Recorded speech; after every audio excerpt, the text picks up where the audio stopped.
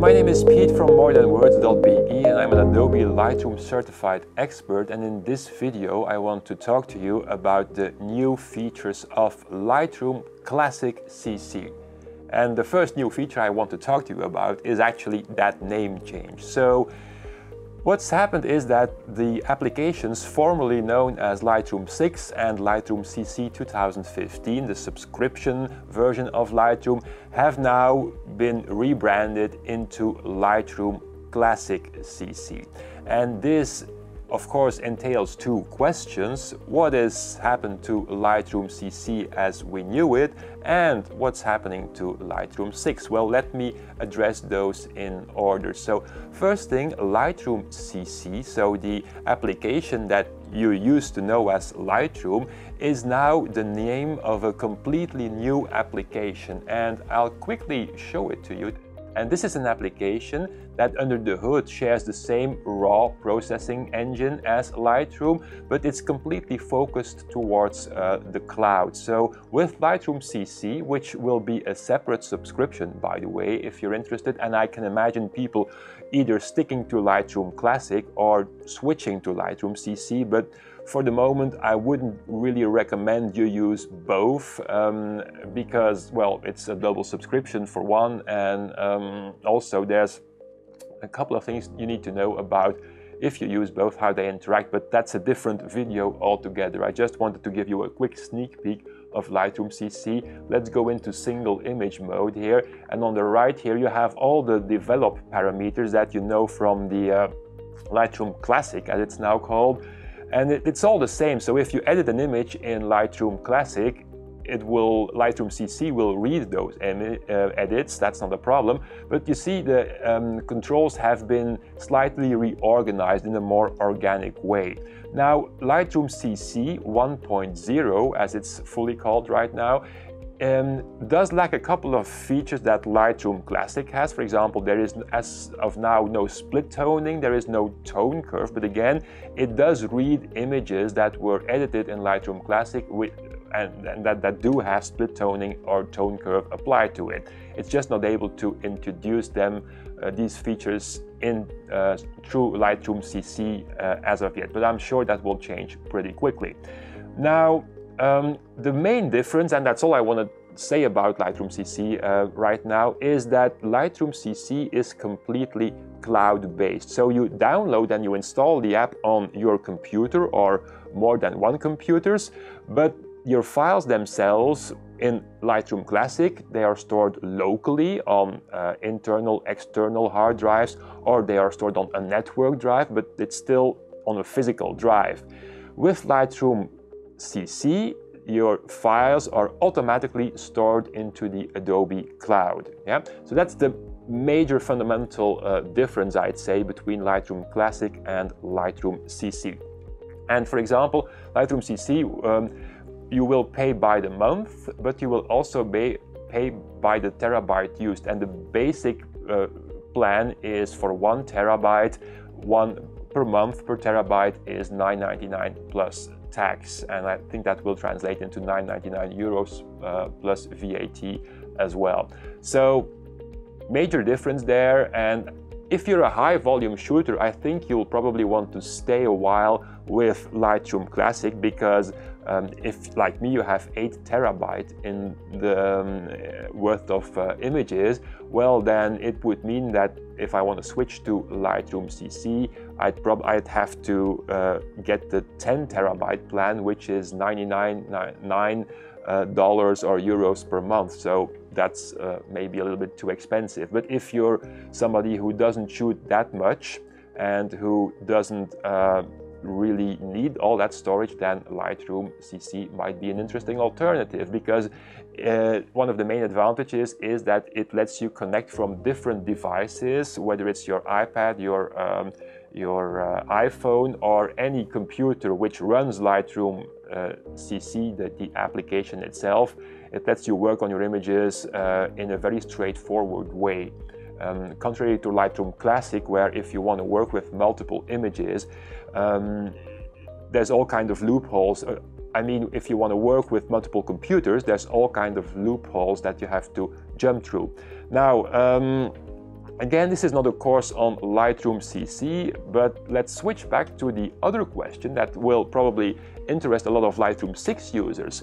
Where is Lightroom 7? Well, I have bad news for you people, because Lightroom 7 as a standalone perpetual license won't be available anymore. In fact, Lightroom Classic CC, its full name is Lightroom Classic CC 7, but it's only available as a subscription. So this means that Lightroom 6 is the last version of Lightroom that is available as a perpetual license, which you pay once and then for which you don't need the subscription.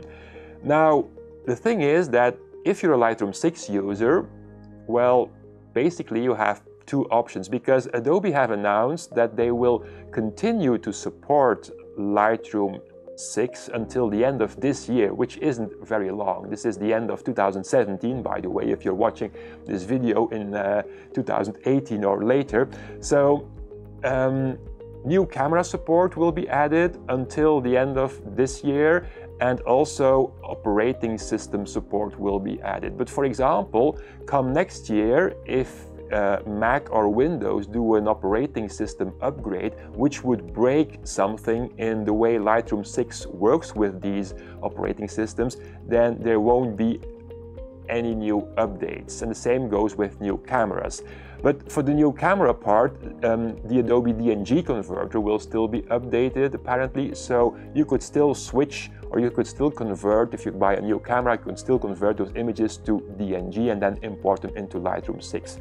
But if, for example, you know, Windows 11 comes out, or Windows 12, or I don't know, or Mac OS Super High Sierra or whatever, and Lightroom doesn't play nicely anymore, Lightroom 6, well, then you're basically on your own. So at that point, there's no rush, I'd say, but you, as a Lightroom 6 user, or as a Lightroom 5 user, you'll have to either move to the cloud subscription, so the Lightroom Classic CC, which also involves Photoshop. You also get a subscription to Photoshop, by the way, which is, and the two of them together are $9.99 again.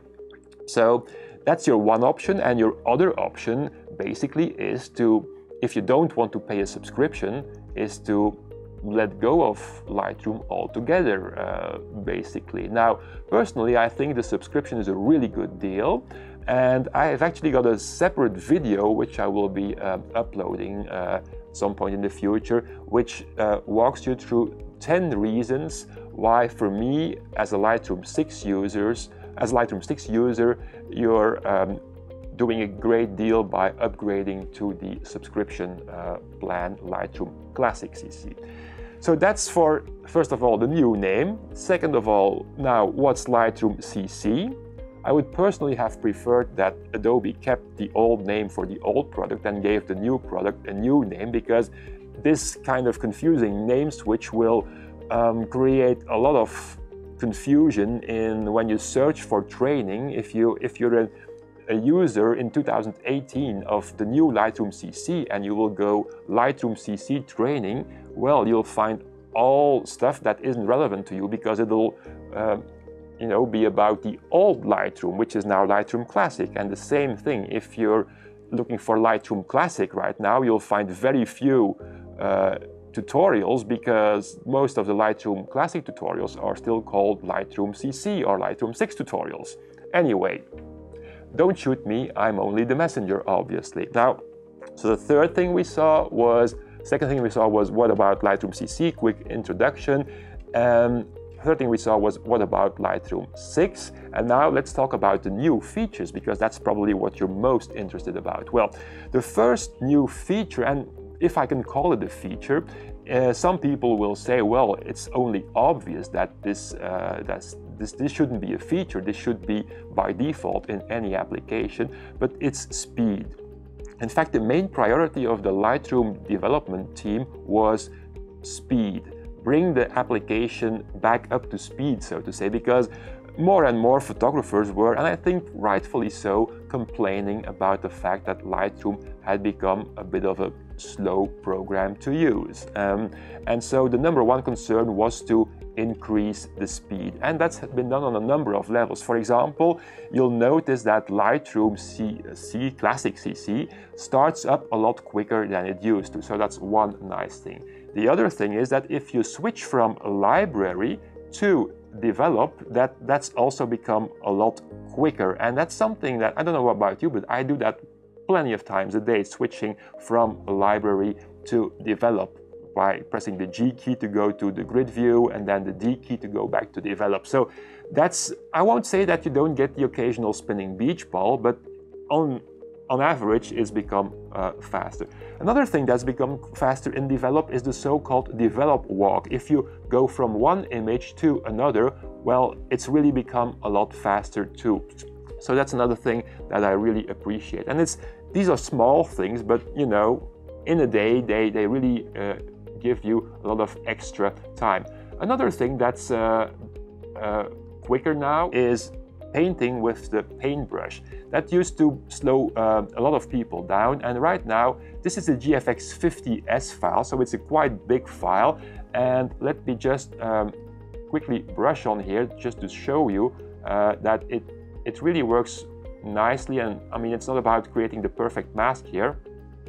So let me make another edit, and maybe I'll increase the clarity on the wall slightly. Yeah, so you can see no spinning beach balls, everything works really nicely. So big adjustment brush masks work quicker now, and that's also something that's really nice, I'd say. Finally, there's been other speed improvements in importing, exporting, and a couple of other places. Now, one quick general idea or tip about speed is that if you go into Lightroom's preferences and you go to the performance tab, you have these options here. Use graphics processor, and by default, if your graphics processor is supported, this is switched on. But there are rare occasions where using the graphics processor actually slows down Lightroom. So if you're experiencing trouble, and this isn't new in Lightroom Classic, by the way, this has been introduced, this option, I think in Lightroom 6 somewhere. So if you're experiencing problems, one thing to try is to switch off that checkbox here and see if things improve. Another thing that's a good idea in general, and again not limited to Lightroom Classic, is if your images are on a really slow hard drive, suppose a network drive or a USB 2 drive, or I don't know, or a memory stick for all I know, then making smart previews of your images and checking this here, use smart previews instead of originals for image editing, will also speed up your workflow considerably, because Lightroom will then work with these lower resolution, lower weight, so to speak, smart previews. Now, you can create smart previews upon import if you hit the, and we'll talk about import a lot more in a second, but you can put that here, build smart previews, and Lightroom will build these smart previews for you. And if you already have images, well, for which you don't have smart previews, you just go into your all photographs, you select them all, and you choose photo, or rather library previews, build smart previews, and this will build all those smart previews for you maybe overnight. And the advantage is not only speed, but it's also, if your images are on an external drive and you have smart previews, then you will still be able to edit them on the go, even without that external drive being present. So it's a really great feature, and I talk a lot about that workflow in my Lightroom 6 and CC ebook, which is still 95% up to date, by the way, and the 5% that aren't up to date are addressed in this particular video. So feel free to give that book a read if you're interested. Now, so that was like, let's say, half of a new feature. There's nothing really new in there, but it's a good thing that Lightroom speed has improved. Now, as for a truly new feature, which I'm super excited about and which for me is probably worth updating if I weren't already subscribed to the subscription model, is the thing I'm going to show you now. And it is the way how Lightroom now works with embedded previews in your RAW files. Because here's the thing how it used to be, how it is still if you're a Lightroom 6 or a Lightroom CC 2015 user.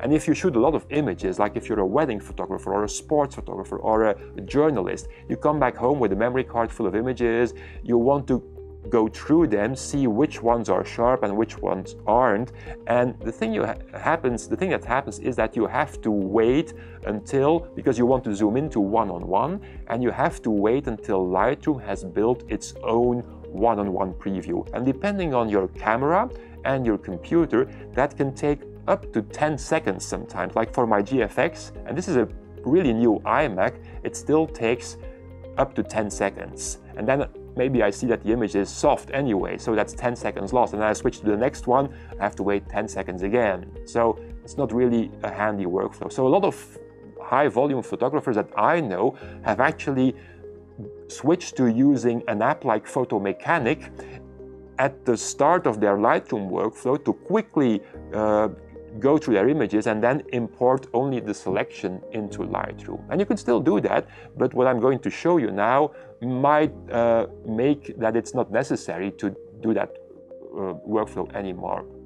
Because up until now, the advice that I gave was, well, you just, when you import images, instead of waiting image per image to import, do this. Have Lightroom build one-on-one previews, go and have a cup of coffee, or maybe even a long lunch if it's a lot of images, and then start your editing process, your culling process, once Lightroom has finished building all these previews. Because then at least you don't have to wait 10 seconds if you switch from one image to the other, because Lightroom has pre-built them. But it still takes, if you have 1,000 images, it still might take 5,000 seconds, so that's a lot of time. So, and if you're on a deadline, you don't have that time to spare. And this is where this new workflow comes in. So I don't know if you know that, but even if you shoot only RAW, there's also a JPEG preview that's being generated when you press the shutter button. And actually that JPEG preview is also the one you see on the back of your LCD screen, by the way. So the thing is that Lightroom now allows you to use those embedded previews, as they are called, to judge the sharpness of your image, for example. So it no longer insists on building a one-on-one preview first, a very nice color managed one-on-one preview first, to let you judge sharpness. So let me import, for example, these images here of a shot with a Nikon D800. And by the way, there's a difference on how this workflow works with mirrorless cameras, with most mirrorless cameras, as opposed to like in this case, a DSLR, digital DSLR. And I'll address that difference in a separate video in an upcoming blog post. Now, let's go to my previous import. So these icons here are the new icons that indicate that, I don't know if you noticed, but when I imported my images, I chose embedded and sidecar when I chose to build previews. So what this means is that Lightroom will now use the embedded JPEG preview, which in the case of a D800 is a full-size preview. It will show that instead. So I only have to double-click, and then again here, this is my loop view. I have this badge saying that I'm seeing an embedded preview, right? And now if I click to zoom, I immediately, in this case, see that this image isn't sharp. So I can switch to the next one, and as you can see now, this one is sharp. So, and I didn't have to wait 5 or 10 seconds for that one-on-one Lightroom build preview to show up. So that's the really nice thing about this workflow, that you can start culling your images, separating the wheat from the chaff a lot quicker and easier without having to resort to very long lunches or external applications before you can do so. So to me, this is a highlight feature, and if you are a high volume photographer, you really will be very happy with this. Again, there's some nuances as to how this goes, but I'll address those in a separate video.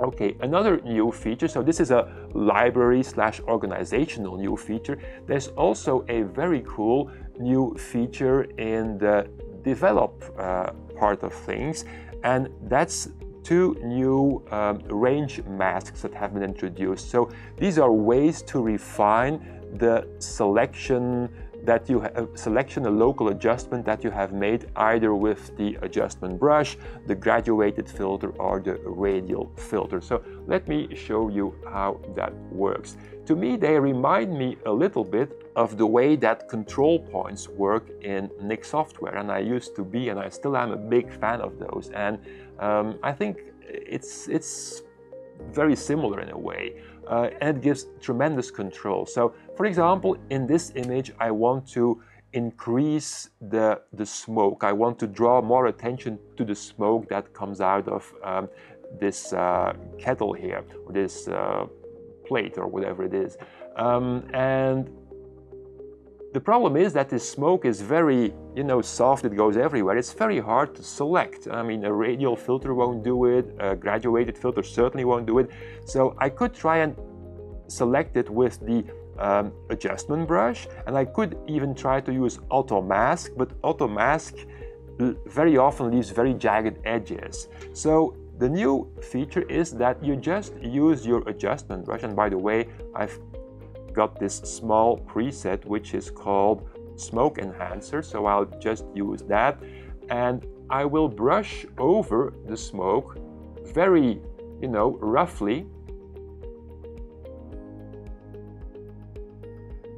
And as you can see, it brings out, let me undo this here, it brings out the smoke really nicely, but it also had some collateral damage. For example, this side of the pot here is also affected, and the blacks behind the smoke are also becoming way too black, and that's because of the clarity and the dehaze settings here.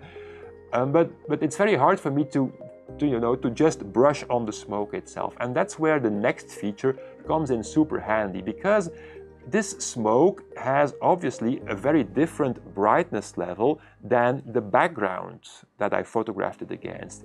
And so I now have a choice of either of this range mask, which will refine the selection that I made within the confines of what I brushed. So it's a further refinement of an initial selection that you made with the adjustment brush, the radial filter, or the graduated filter. So if I switch this to luminance, what I can do now is, by default, it has selected the entire luminance range of my initial selection. So let me maybe press the O key so that you see this is where I brushed initially. Yeah?